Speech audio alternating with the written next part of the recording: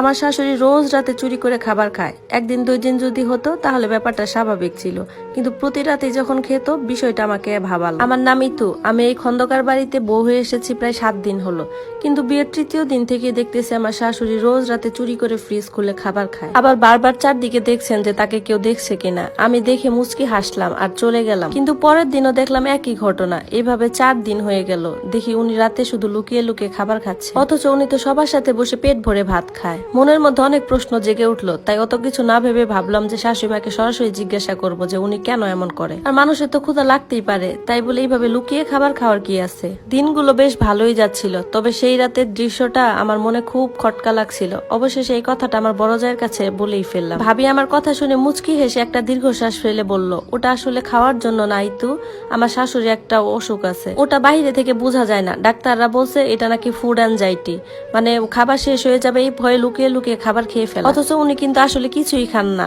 এমনকি এমন অভিনয় করেন মনে হচ্ছে গোপনে ভুঁড়ি ভোজ করতেছেন। অনেক ডাক্তার দেখানো হয়েছে, ওষুধও চলতেছে, কিন্তু পুরোপুরি সুস্থ হননি উনি। আসলে ছোটবেলায় উনি খুব অভাবে বড় হয়েছেন, তো এই জন্য মনে হয় এরকম করে। কথাটা শুনে বুকটা হু হু করে কেঁদে উঠলাম। মনে মনে শাশুড়ির জন্য খুব মায়া লাগলো, তার চোখ মুখে লুকোনো আতঙ্ক এখন আমি স্পষ্ট দেখতে পাচ্ছি। ভাবি বলল, মন খারাপ করো না ইতু, উনাকে নিয়ে এমনি তো সুস্থ, শুধু রাতের বেলা একটু আতঙ্ক। যদিও উনার কাছে গেলে উনি তোমাকে বুঝতে দিবে না, ব্যাপারটা নিয়ে তুমি চিন্তা করো না। তখন আমি চোখ মুছে ভাবির সাথে কাজে সাহায্য করতে লাগলাম। এখন আর আমি রাতের বেলা তাকে ফ্রিজ খুলতে দেখে অবাক হই না, তাকে দেখে আমি মায়ায় ভরে উঠে আমার মনটা। মনের অজান্তে আমি তার অদ্ভুত অভ্যাসের সঙ্গী হয়ে গেছি। কিন্তু একদিন রাতে 2টার সময় আমার একটা বড় বিকট শব্দে ঘুমটা ভেঙে গেল।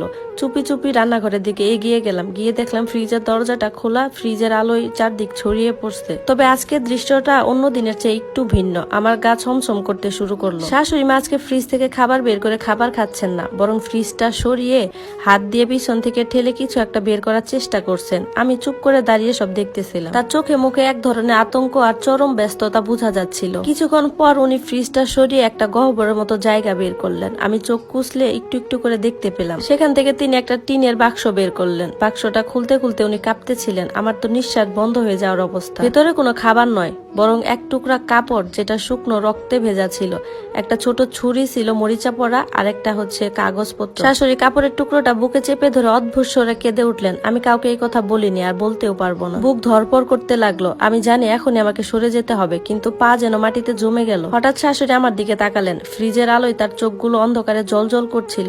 এই তো, হঠাৎ তুমি এখানে? আমার গলাটা শুকিয়ে যাচ্ছিল, কথাই বের হচ্ছিল না। তারপরও সাহস করে বললাম, মা এগুলো কি আপনার কাছে, আর আপনি এত রাতে এখানে কি করছেন? উনি বললেন, তোমার দেখে আমাকে নিয়ে খুব আগ্রহ, কতবার তোমাকে না করছি আমাকে নিয়ে পড়ে থাকবা না, কত ইঙ্গিত দিয়ে বুঝিয়েছি, কিন্তু তুমি তো সেই বুঝার পাত্র না। আজ পর্যন্ত এইবারে একটা লোক আমাকে জিজ্ঞাসা করার সাহস পায়নি যে এই বাক্সে কি আছে, কিন্তু তোমাকে তো জানতেই হবে তাই না? কি জানতে চাও তুমি বলো? শাশুড়ি মা হা হা করে হেসে উঠে বললেন, তাহলে শোনো, তোমার শ্বশুর মানে আমার লাবিব আর হাবিবের বাবা, যাকে আমি ভালোবেসে বিয়ে করেছিলাম, সেই মানুষটা কোনোদিনও আমার ছিল না ইতু। আমি বউ হয়ে তার ঘরে থাকার পরেও সে পরনারীতে আসক্ত ছিল। সে ছিল একজন দুশ্চরিত্র লোক। আমি আমার 2 ছেলের মুখের দিকে তাকিয়ে দিনের পর দিন সব সহ্য করে গেছি, কিন্তু সেই দিন আমার সব সহ্যের সীমা পার হয়ে যায় যেদিন দেখতে পাই যে আমার স্বামী আমারই বোনের সাথে খারাপ সম্পর্কে লিপ্ত আছে। আমার সামনে আমার স্বামী আর আমার বোন ছি ছি কি নোংরা খেলায় মক্ত ছিল। কথাগুলো বলতেই শাশুড়ির গলা একদম ভেঙে গেল।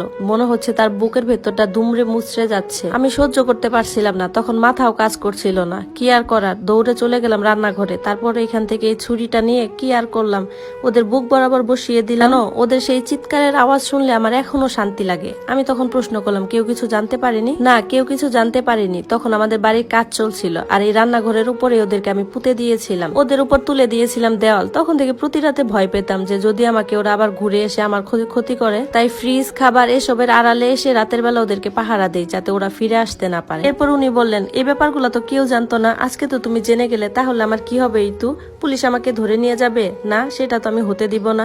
এই কথা বলে ওনার হাতে যে ছুরিটা ছিল সেটা উঁচিয়ে আমাকে মারার চেষ্টা করলেন। আমার উপর উনি ঝাঁপিয়ে পড়লেন। আমি তো আতঙ্কে চোখ বন্ধ করে মনে মনে ভাবলাম, আজকে মনে হয় আমার শেষ দিন।